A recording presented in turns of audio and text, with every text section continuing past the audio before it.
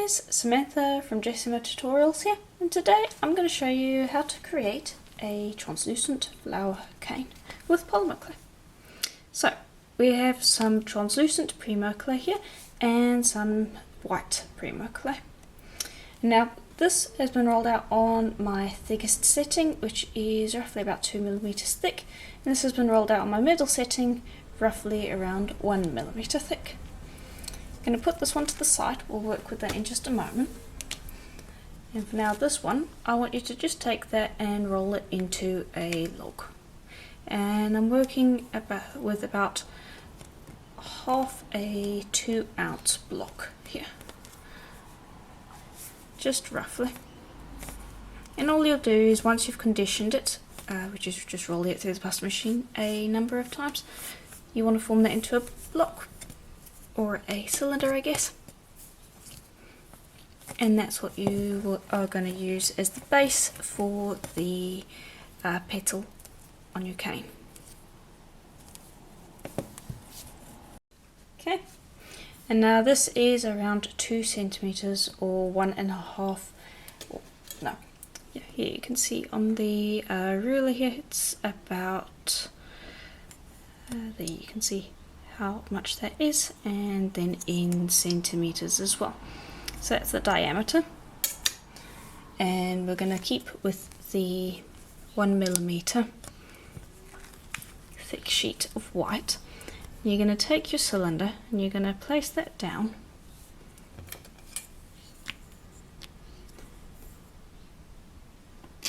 trim along the cane, and then we're going to wrap that translucent cylinder in the white. Okay, and just remove all of that.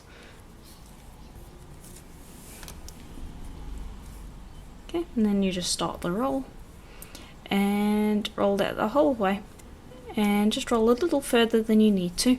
And because there is a slight lip over here, when you roll that against the clay, it will create a indent, and that's where you're going to cut. Then just roll that up again, and there you go. Press that together. Okay.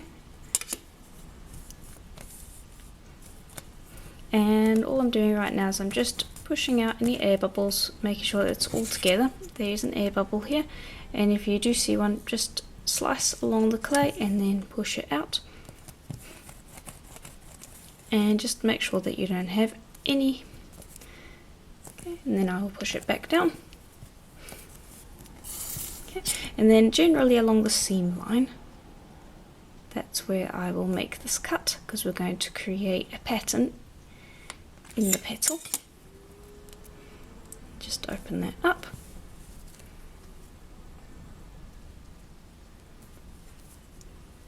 and I'm going to place that white in there.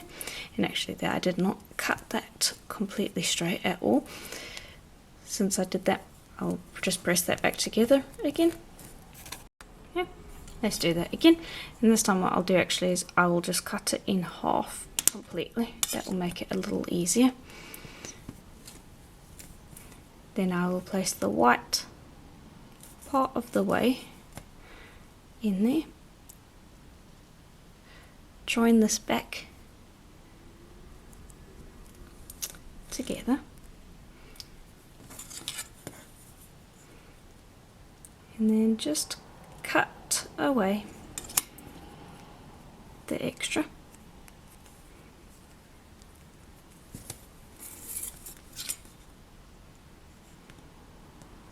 Like so.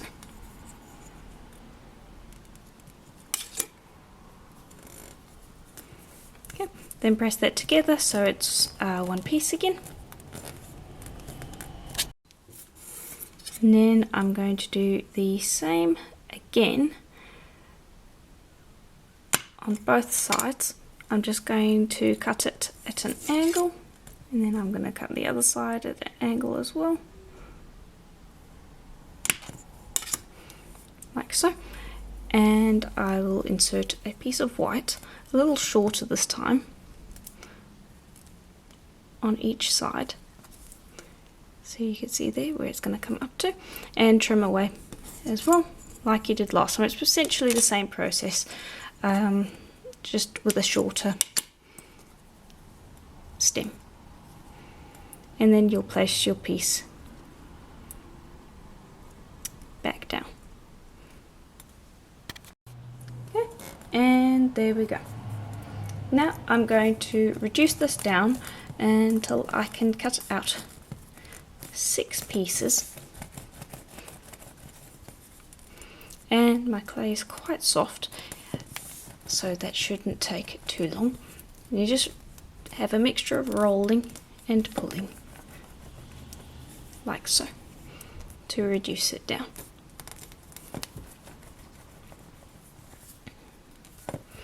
And that should just about do. You want to trim up those ends. You can see there how it looks. And you are going to use these ends, so don't worry about the waste. We're going to use this as our center, so don't worry about that. Then generally you'll still have a little bit of a seam line, and that's what you're going to use to know where you want to pinch, because I want to form this into a petal shape. So keeping that seam line in the middle, use your fingers to just pinch along it so that we can start to create a petal shape. Like so, and you can see there how it's starting to create a petal shape. And then once you've got that started, you can refine it. Because you want to make sure that the top, this part over here, is round. So you want it to have kind of that shape to it. So I'll flip it on its side and press along these top parts, rounding it out, and then pinch down on the sides, narrowing out that petal shape. And then I will flip to the other side and basically repeat the same thing, round out the top and continue pinching along these sides to sharpen up the petal. Okay, and that should do. I'm going to again just trim up those ends, and then I'm going to cut out a piece that is, let's see, how large is that? Roughly about 3.5 centimeters. I might make it a little shorter because I want to be able to cut out 6. And you know, I need to do this properly. Let me measure this, and then I can divide that by 6.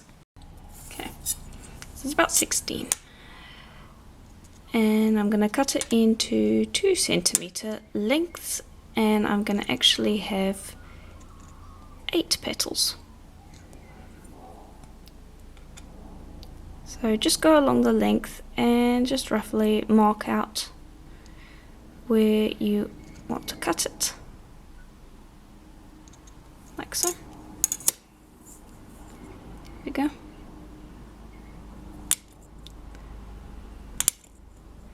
And then just cut.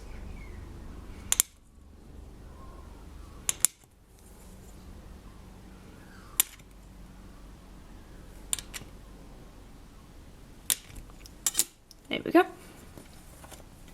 Then just separate all those so they don't stick together and put them to the side. We aren't going to need a lot of clay for the center, so these little leftover pieces that we've got will work. Just pop them back together. Just give them a squish into a cylinder, like so, and just give that a twist, roll it into a nice long piece, and just roughly pop it back together in any random form you want, because you just want to mix those pieces, the translucent and the white together, just to create a sort of muddled effect. Okay, and again, we don't need a lot of this. That should do. Just cut that off, and you can see how that looks.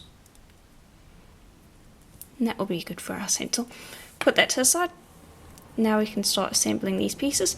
They will have gotten a bit distorted when you cut them, so you want to go back now and just gently reform them back into their petal shape. And you can do that by pinching the bottom and then pinching the top and pressing down to round it out. And you'll do the same with all of them. Okay, and once you've done that, you're going to take 4 of each, and there is one extra.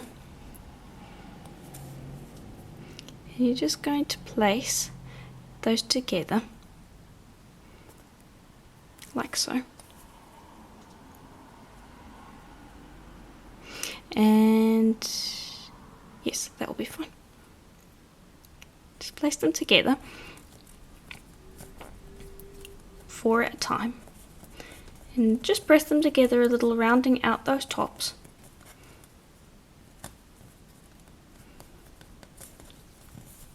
So that you create a half of a flower, and then repeat with the other one. And I do have a petal left, and that's fine. It's always good to have a little extra in case something goes wrong.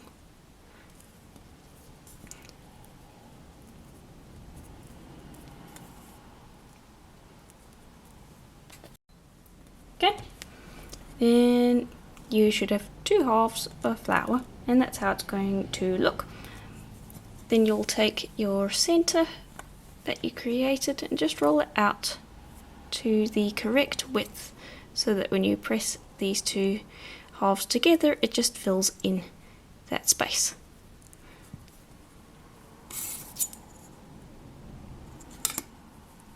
Okay, and then just cut it out.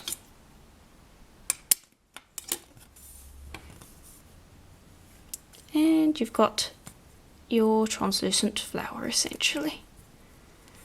And just make sure that those 2 halves meet together nicely when you press them together, like so.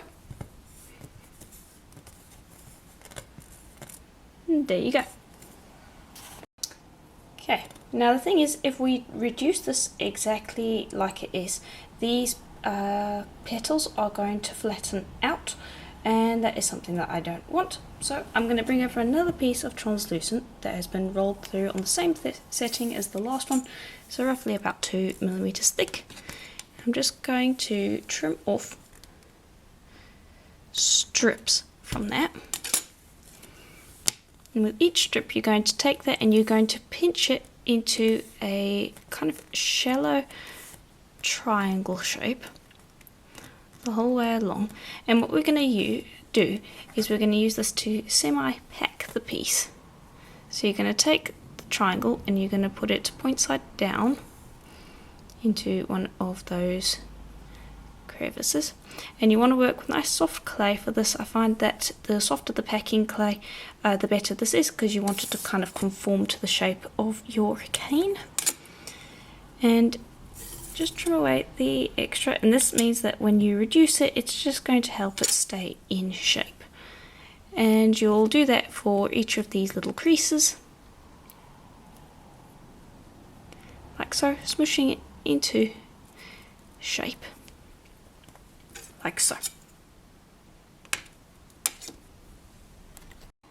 Okay, and there we go, that's how it should look. Then one last step is just going to be to take some more translucent. This time it's been rolled out to 1 millimeter thick, and I'm just going to trim it so that each side is nice and straight. And this we are going to wrap around our cane. And I'm just going to bring over the cane to see how thick this needs to be. Okay, and you're just going to take that and wrap the cane with it. And it's just a light way to pack the cane, not using too much extra clay, because I don't want there to be a huge border around the flower when I use it in a piece, but I don't want it to be too distorted either. Just give it a nice light press. Now, it's tempting to try to reduce this right now. Don't do that. The clay is incredibly soft, at least for me personally. Depending on whether you're working in a cold climate or not, it might be a little harder than that, but I still would recommend just leaving it for at least an hour to rest, just because the clay in the middle here is going to be a little harder than the clay on the outside, because you've been touching the clay on the outside while this has had a chance to rest. And so when you reduce it, the outside is going to move faster than the inside, and you're going to end up with a lot of distortion and wasted cane that could have been used. So give it at least an hour to just sit and settle. You can even pop it in the freezer to speed that along, though I find just letting it rest is better, because it's nice to not have it really cold when you start working with it, because you want it to still move along quickly. So now, I'm going to give this an hour just to sit up, and then I'll show you how to reduce it. Okay, so it's been roughly around an hour, and now we're going to reduce it. And the way I start is I will squeeze in the middle of the cane, getting it started there. And this is a lot firmer than it was when we started, and by squeezing in the middle and then progressing outwards, I find that it just gets the clay moving, and is just my preferred way for reducing. And just keep doing that, and you can see this is reducing quite quickly. Just keep doing that. You can even squeeze it like this. And just know that you always are going to have scraps around the ends. That is something that you're always going to have. What you want though is the ends to be reducing evenly. So you can see here that the outside is a little slower, which is fine, but you want the inside and the outside to be reducing at the same time. This one, you can see the inside is sucking in a little bit, but that's okay, it's not doing that too much. But if you didn't let the cane rest, this would go in really quickly, and you would end up with, instead of like maybe 4 millimeters of waste, you would end up with quite a bit, because the distortion would go the whole way through. Hope I'm making sense there. But I'm just going to continue reducing this down like so. And I think we're going to be doing 2 sizes of cane today. I'm going to be doing just a large one. I'm going to reduce this down a little more, and then I'm going to cut it in half and then continue reducing down 1/2 to a smaller size of flower. Okay, and that should do. Gonna cut that in half, and the middle of the cane always looks the best. And you can see there how that looks. Then just pop one of those to the side. I'll just pop that one across. And this one I'm just going to reduce a little smaller. At this point you could even give it a little roll and pull, because it's long enough and a little softer, so you can do that. And I'm just going to reduce that so it's a little smaller than the other one, and then we'll have 2 sizes of cane, because I have a project coming up where I plan to use this. Okay, and that should be small enough. You can see there the difference between the two, and you will get a little bit of distortion, and there you can see there, because it got quite a bit softer, the middle sank in, but because we only reduced it a little bit, it's fine for small amounts. But there, you can see there how that looks, and there's the other one. And I will be trimming off the ends as well. And save your cane ends. Cane ends are always my favourite kind of leftover clay, because even though they are a little distorted and such, they have some really nice patterning in them and create some of the best pieces of clay to use in scrap techniques. So keep those. If you want to see how to use them, I have a lot of videos on the channel already on how to use scraps, so check that out. I have a playlist actually, I'll try to link that in the description below. But that is pretty much it. I will show how to use these translucent canes in a future video. I'll just give you a quick idea of what it's going to be. This is an old bead from, I'd say at least 7 years ago now, and we're going to be taking that as the base idea and revamping it. And you can see here, these are the translucent flower canes along the side, and so it's going to be part of this project.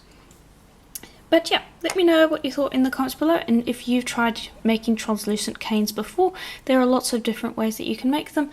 So let me know if you've created any in the past, and if this tutorial was helpful to you. Thank you for watching, and I will see you in the next one. Bye for now.